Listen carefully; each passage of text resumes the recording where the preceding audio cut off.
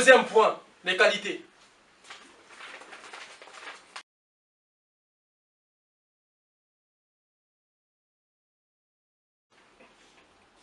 Quand je parle des qualités, moi je suis allé puiser dans le jargon et dans le paradigme africain. Dans le paradigme africain, vous savez que les langues africaines sont des langues immensement riches que la langue française et les langues occidentales ne peuvent expliquer, ne peuvent supporter. Donc je trouve de mots à peu près pour vous donner ça. Parce que c'est trop chargé. Mais il faut le mettre à ce niveau-là, c'est-à-dire rentrer par un moment donné dans la prison et dans la sorcellerie de l'Académie française pour essayer de vous donner ce que je peux vous donner. C'est-à-dire que je disais le 9 points, le 9 qualités. Là, on verra le 9 qualités de la femme nationaliste africaine. La femme nationaliste africaine, cette femme noire véritable qui incarne le nationalisme africain, qui sera le socle, si j'ose dire, le point même déclencheur de la libération de notre peuple, de notre chère mère et patrie l'Afrique, de nous écarter de toute forme d'exploitation et de domination. Cette femme-là doit être forte. C'est sa première qualité.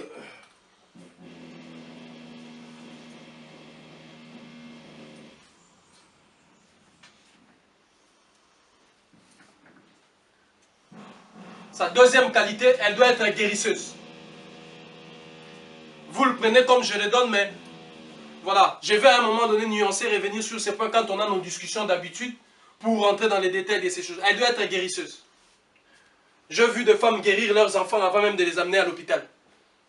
J'ai vu des femmes aujourd'hui combattre certains maux avant même d'aller voir le médecin. Elle doit être guérisseuse, la femme africaine. Deuxième qualité. Troisième qualité, elle doit être lumineuse.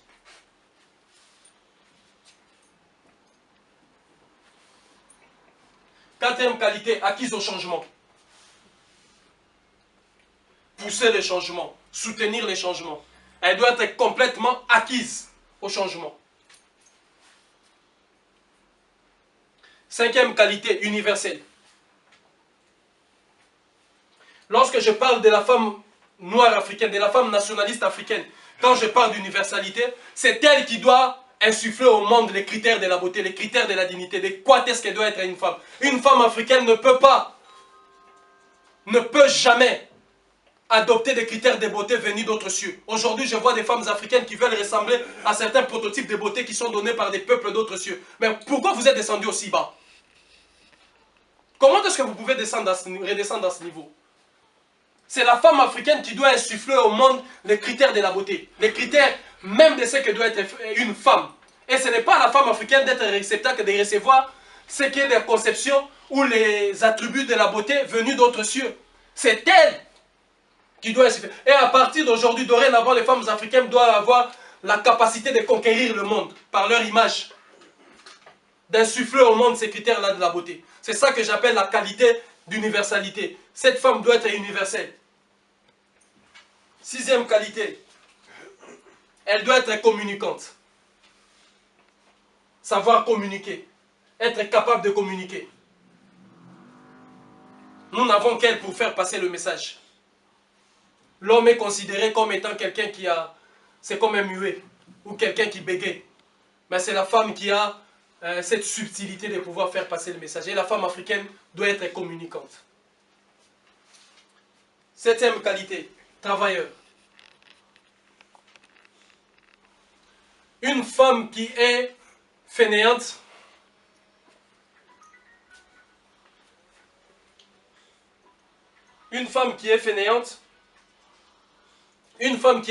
nous n'avons pas besoin d'elle. La femme africaine, la femme noire, doit atteindre cette dimension.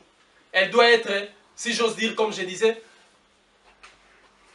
travailleur. Elle doit travailler, matin, midi, soir, travailler. Elle doit travailler à chaque moment. À chaque instant de sa vie, cette femme doit travailler. Et le travail de la femme africaine consiste justement à détruire tous les piliers et tous les séquelles de la colonisation, de l'exploitation. Tous les séquelles de l'aliénation qu'elle remarque et qu'elle décèle chez son mari, chez ses frères, chez ses enfants. Elle doit la combattre. Elle doit combattre tout ça tout le jour de sa vie. Elle doit travailler à réfléchir comment est-ce qu'on peut faire ceci, comment est-ce qu'on doit organiser ceci, comment est-ce que, s'il le faut, écrire des romans, écrire des bandes dessinées, coudre, faire ceci, faire la peinture, elle doit travailler. Elle doit travailler. Donc elle doit être travailleuse. Huitième qualité, elle doit être juste, acquise à la justice. Elle ne peut et ne doit être partiale. Elle doit être acquise à la justice. C'est une femme qui doit être juste. L'expression, si j'ose dire, même par excellence de la justice. Parce que ce n'est que lorsqu'on aura ces femmes-là justes, ces femmes-là acquises à la cause de la justice, que vous verrez que ce qu'a été le razzia négrière. Vous avez vu l'une d'entre vous, le banc de, comment vous l'appelez, de l'Assemblée nationale. Beaucoup d'hommes ont côtoyé la classe politique française. Mais aucun homme n'a été capable aujourd'hui de pouvoir porter au fort la moindre qu'elle a pu faire. Je cite là Christiane Taubira. J'ai dit bien la moindre qu'elle a pu faire. De pouvoir faire passer cette loi. Parce qu'un crime reste un crime. On ne peut jamais trouver des excuses à un crime. On ne peut jamais dire que c'est passé. Et le véritable tribunal, c'est le tribunal de l'histoire. C'est le tribunal aujourd'hui où la France tout entière a accepté que la traite négrière, l'esclavage était un crime contre l'humanité. Et il faut aller plus loin. C'est à vous autres d'aller. C'est ce que je disais. La femme africaine doit incarner cette justice. Elle doit être l'expression par excellence de la justice. Elle doit incarner l'essence de la justice. Elle doit être juste.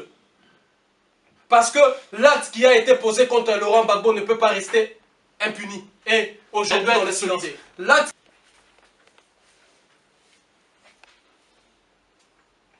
Vous savez, le mariage en Afrique, le mariage en Afrique n'est pas une ordonnance dictée par Allah.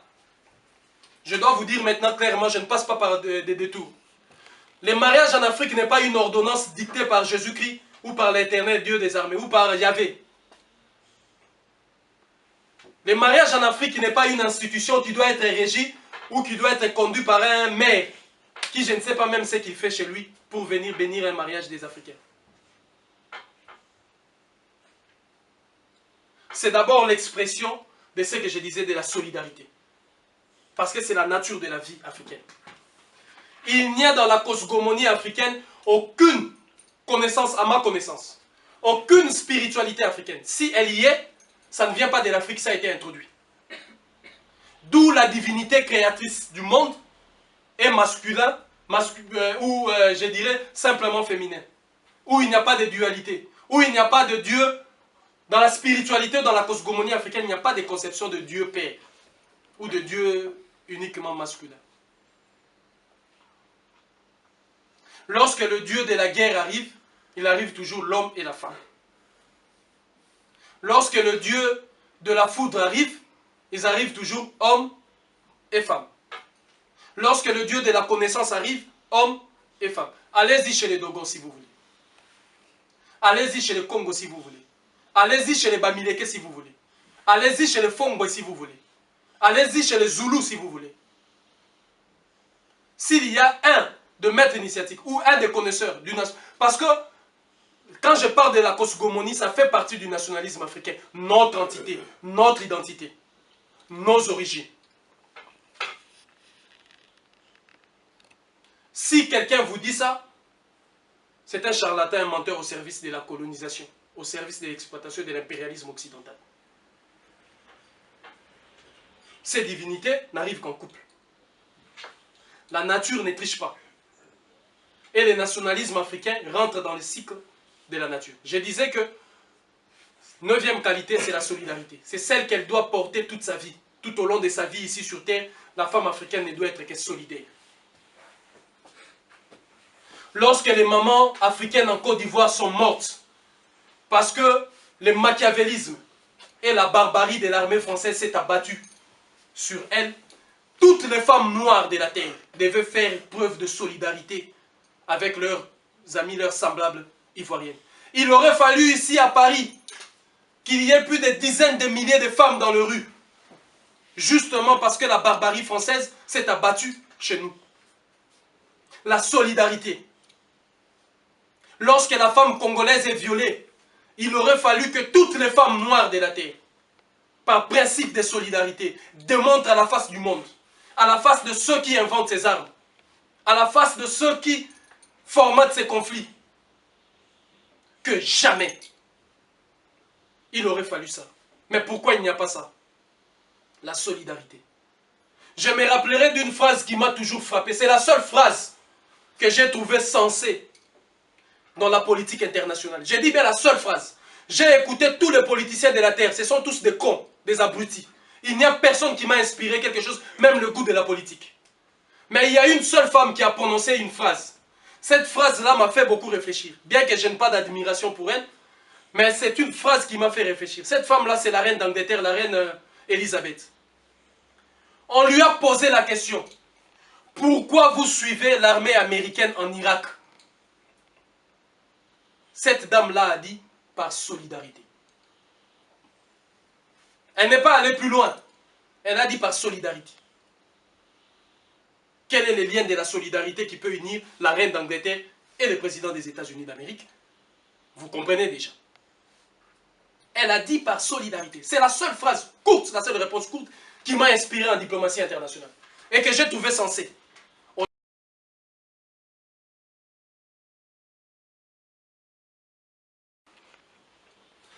Donc le troisième point de ces sciences-là,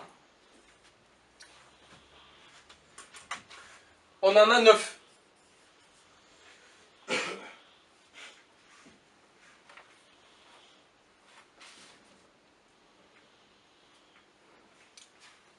Et de ces savoirs. La première, c'est la chasse.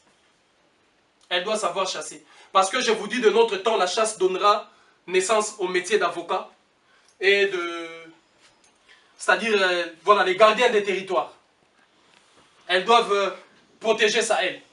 Comme l'avocat, comme métier, par exemple, de défendre, de protéger l'intégrité physique, morale, si j'ose dire même, d'une personne. C'est la même chose.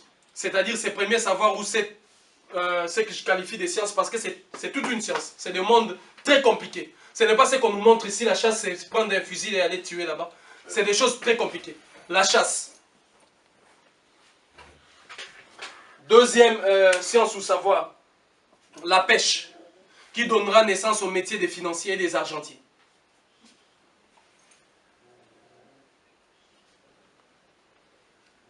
Lorsque l'Afrique devra battre monnaie, c'est vers ces femmes-là.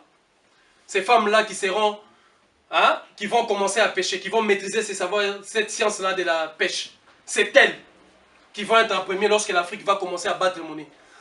Tous les experts là qui parlent des monnaies, qui parlent de la nouvelle monnaie africaine, j'ai été très sidéré. J'ai été sidéré et j'ai été vraiment révolté de constater que certaines personnes sont en train déjà dans les réseaux sociaux de balancer la soi-disant nouvelle monnaie africaine avec les visages de Lumumba, avec les visages de Kwame Nkrumah, avec les visages de je ne sais pas quoi. Vous êtes de fous, quoi. Vous réfléchissez au moins, vous. Sur un papier, vous mettez... Alors, quelle est la différence de ces papiers avec le franc CFA? Quelle est la différence de... Pourquoi vous mettez... Est-ce qu'un homme peut donner naissance à une monnaie?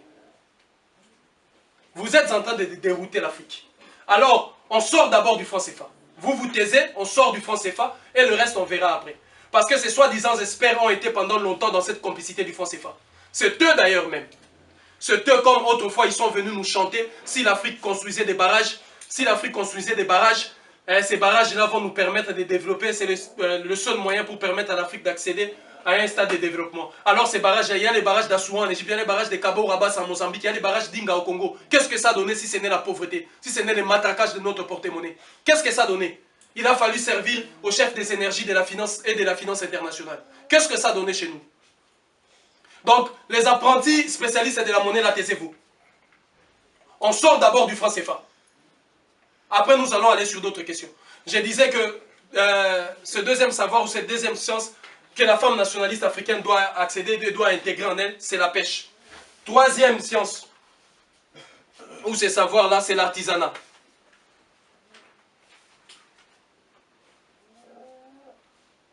Je ne cesserai toujours de tirer mon chapeau sur les femmes burkinabées qui ne cessent jusqu'à preuve du contraire de faire l'illustration ô combien belle de notre artisanat. Elles ont réussi, elles continuent à réussir des prouesses qui aujourd'hui nous permettent, si j'ose dire, au moins d'avoir un semblant de dignité. Quatrième science, ou ces savoirs-là, c'est la forge. Qu'elle doit maîtriser, qu'elle doit atteindre la femme nationaliste africaine, c'est la forge. Cinquième, la métallurgie.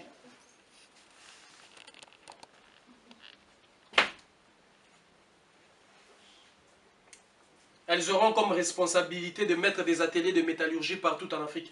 Vous allez comprendre la dimension des choses que nous sommes en train de faire. Vous allez comprendre comment est-ce que nous allons faire subir un coup véritable à l'industrie coloniale et impériale de l'Occident chez nous, en mettant en place tous ces ateliers-là, de tous ces savoirs et ces sciences que je suis en train de vous donner. Vous allez voir comment ça va occuper nos enfants. Vous allez voir comment est-ce que, même si ces armes-là arrivent, il n'y aura pas de gens, il n'y aura personne pour les manipuler. Vous allez voir comment on va leur priver de cette jeunesse-là. C'est à la femme africaine de prendre, à la femme nationaliste africaine de prendre de la responsabilité. Si j'ose dire, ô combien enviable. Mais du fait que tous ces gens-là ont choisi l'art de construire, hein, avec des maçons, c'est pourquoi vous voyez que ce sont des apprentis. Même ceux qui ont fait le complot contre le MUDC ou qui ont fait le complot contre moi, je vous avais dit que ce sont des apprentis comploteurs. Vous avez vu comment est-ce qu'ils se sont, eux-mêmes, ils ont perdu. C'est des apprentis. Comme je disais autrefois, les CFA nous envoient aussi à des apprentis footballeurs. Ici, ce n'est pas des footballeurs professionnels. C'est encore des apprentis en matière de monnaie et de finances. Vous voyez, tout c'est de l'apprentissage. Donc les Africains, on doit vous prendre toujours au niveau de l'apprentissage. Jamais exceller, jamais dans la maîtrise, jamais dans ceci. Parmi les apprentis, je vous dis qu'ils sont tous des apprentis. Ils prennent un apprenti, l'apprenti maçon qui devient grand maître. C'est lui qui a les termes d'excellence. Son Excellence, Monsieur le Président de la République, Denis Sassou Nguesso. Mais c'est un apprenti en tout.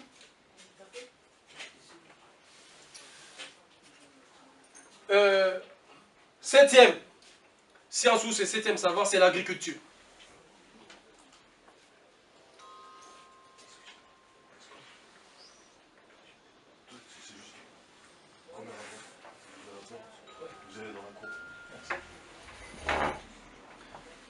C'est l'agriculture. C'est ça la femme nationaliste africaine. Pratiquer l'agriculture. Comme ça, elle sera capable de gérer même de, comment vous dites, de jardin pour son foyer, dans son espace. La France est tellement un état criminel que c'est un état qui a interdit même aux gens d'avoir des jardins dans leur pavillon. Si tu as ça, il faut commencer à payer je ne sais pas quoi chez l'État.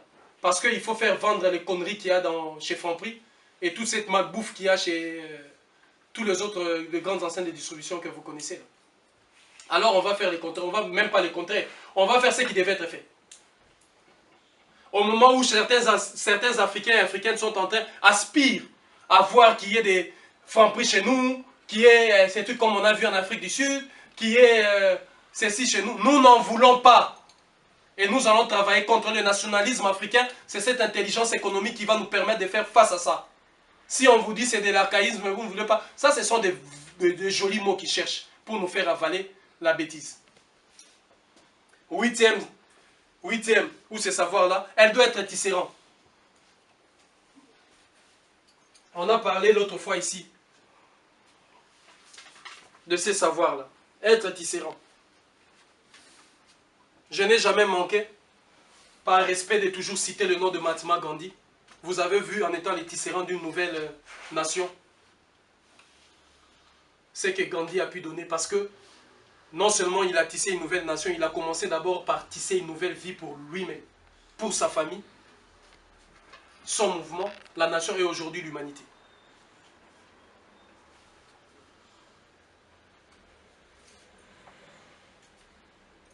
Et neuvième, la poterie. C'est ces savoirs-là. Cette science, la poterie. Comme les femmes Mangouetou avaient toujours l'habitude de donner la forme au crâne de leurs enfants. Hein? C'est qu'on a vu un peu avec l'Égypte antique, dont Lulu.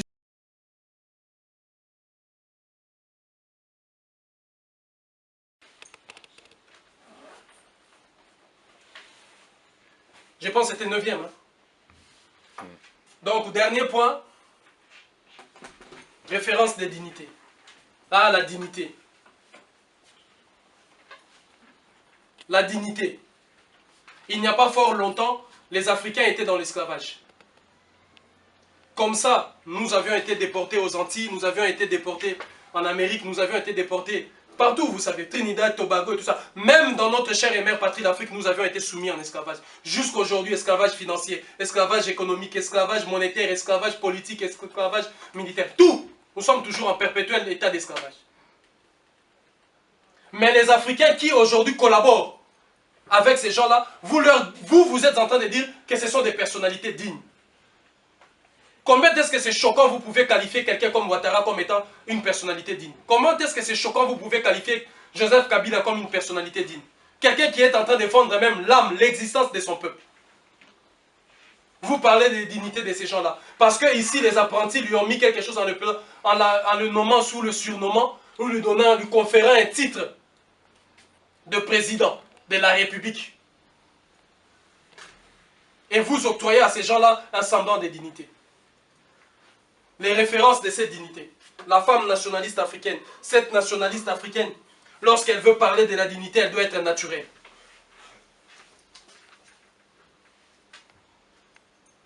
Elle doit être naturelle. Et elle doit avoir foi en la nature. L'homme et la personne humaine est tellement insignifiante devant les forces de la nature. Mais il y a certaines personnes par orgueil, je ne sais pas au nom de quoi, veulent se prévaloir au-dessus de la nature. Je me rappelle toujours qu'au XVIIIe et XVIIe siècle, il faudrait comprendre que lorsque la science a pris de l'ampleur en Occident, la raison qui a permis à la science de prendre de l'ampleur en Occident, c'est parce que les Occidentaux craignaient et disaient que les dangers viendront de la nature. Que la nature, par définition, elle est dangereuse. La nature, vous voyez, il y a des choses comme ça, il y a même des insectes qui mangent d'autres plantes, il y a des ceci, donc il faut la science, il faut contenir. Or, vous avez vu maintenant avec la science, vous avez vu les dégâts. Vous voyez maintenant les dégâts. Alors nous, on va faire la chose telle qu'elle devait être faite.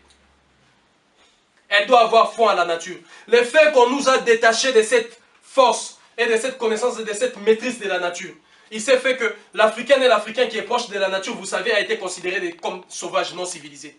L'Africain et l'Africaine qui a été proche de la nature a été considéré comme... Regardez maintenant quand ils ont réussi à faire ça avec les Indiens. Où se trouve la forêt de l'Amazonie? Tout le monde s'est tué aujourd'hui en regardant la forêt de l'Amazonie périr. Et demain, c'est le seul poumon qui nous reste. Le bassin du Congo. Qu'ils vont essayer, avec vos théories bidons, de pouvoir vider. Alors cette femme-là doit devenir gardienne de la nature. Cette femme-là doit avoir la maîtrise. Elle doit avoir foi à la nature. Elle doit être elle-même naturelle. Deuxième référence.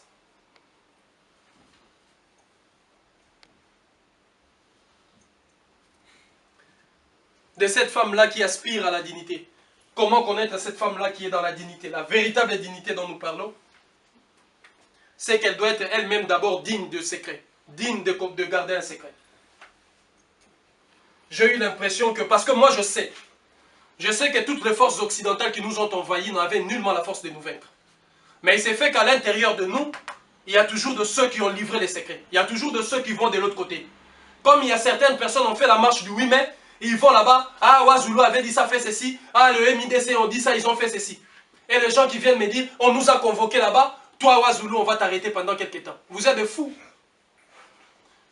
Nous sommes en train de travailler pour la libération de tout un peuple. Vous, tout ce que vous voulez, tout ce que vous savez faire, parce qu'on vous a dit que Kabila va partir, Ouattara va partir, un tel va partir, c'est vous qui êtes ici qui allez remplacer là-bas. C'est ce que vous trouvez comme salaire. Normal. Parce que étant donné, comme je vous disais, l'homme n'a pas cette force-là, n'a pas cette dimension-là. Des grands rois comme des Chaka Zulu, lorsqu'il a fallu donner une nouvelle vision, une nouvelle naissance à cette Afrique, Chaka Zulu avait fait quoi? Vous avez vu ses oreilles, avec les deux boucles d'oreilles ici. Parce qu'elle devait accéder à ça. Pardon, il devait accéder à ça, ces rois-là. Et c'était la bénédiction reçue de Nandi, sa maman. Et ça, il faut comprendre. Il faut que l'Afrique d'antan continue à inspirer l'acheminement de notre avancement. Il faut toujours que notre cordon ombilical soit attaché à cette Afrique. Il ne faut jamais permettre à ce que l'Afrique soit attachée à un cordon ombilical qui nous amène à cette Europe. Non. Jacques Chirac préconisait à ce que les nations et les États naissants de l'Afrique puissent attacher leur cordon ombilical si bien comme le feu président Houphouët-Boigny. C'est ce qu'il disait. Je sais que le président Sékou Touré, qui a été l'un des porte-parole le plus éminent du nationalisme africain, avait balayé ça par les revers de sa main, ici même à Paris. Donc il faut toujours cette dimension-là. Il faut toujours que ces cordons ombilicaux soient attachés à ces choses-là. Quatrième référence. Cette femme-là qui aspire à la dignité dans le nationalisme africain doit savoir couvrir.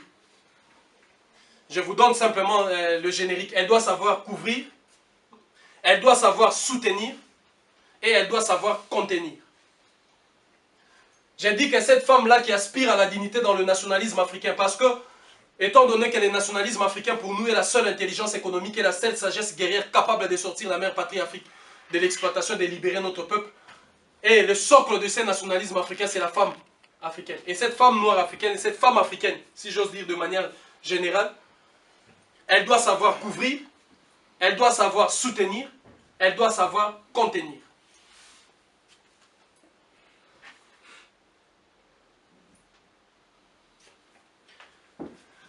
Sixième référence, la femme africaine nationaliste, elle doit être étroite.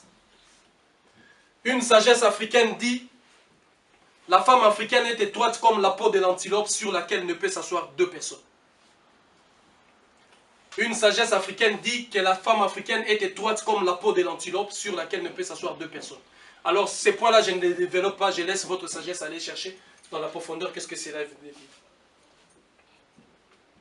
Septième référence. La femme africaine qui aspire à la dignité dans le nationalisme africain doit avoir la liberté, elle doit être libre. Le commencement de la liberté, c'est de chérir la mère patrie africaine. Parce que l'Afrique est par définition même la terre de la liberté.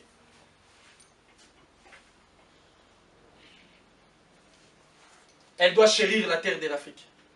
Donc elle doit être libre. Soumise à aucune influence, je précise bien. Elle doit être libre. À ce moment-là, c'est des références. Vous parlez de la dignité pour cette femme-là. Huitième, avant-dernier point, la femme, c'est qu'elle doit être digne de confiance. C'est là parce que c'est elle, si vous voulez, c'est elle. La plénitude de nos vies, c'est elle. Notre sécurité. La notion numéro 1 de la sécurité commence avec la femme en Afrique. Lorsque nos pères sont allés en 1964 au Caire en Égypte, ils ont posé le socle de la sécurité en Afrique. Et le socle de la sécurité était l'intangibilité des frontières. Mais vous avez vu que tout au long de toutes ces décennies, la plupart des conflits en Afrique d'ailleurs partent de là. Des questions frontalières. L'intangibilité des frontières. C'était le socle. À mon humble avis, je pense qu'aujourd'hui, on doit accéder à autre chose. On doit accéder à autre chose parce que c'est la femme africaine qui doit être le socle de ça. Cette confiance-là, parce que c'est elle qui doit être facteur même de la sécurité en Afrique. C'est à elle qu'on doit confier la sécurité. Et c'est pour elle, c'est en respectant qu'on confie, qu'on commence à établir les bases de la sécurité. Lorsqu'on commence par respecter la femme à partir de la maison, on établit le principe de la sécurité dans le couple, dans la famille, même pour les enfants. Lorsqu'on commence à installer les principes de la sécurité, le respect de la femme dans la commune, on établit les bases de la sécurité. Dans la commune, ça serait ainsi pour les provinces, ça serait ainsi pour la nation, ça serait ainsi pour l'État et ça serait ainsi pour le monde. Donc, voilà ce qu'en était aujourd'hui par rapport au nationalisme féminin, qui on aura le temps après de... Ouais, j'ai pensé avoir dit féministe. Au nationalisme féminin, donc on aura le temps maintenant de pouvoir rentrer dans certains détails et de pouvoir élaborer ce que, pour nous, le nationalisme africain, dans cette branche-là. Donc, ça sera tout pour aujourd'hui.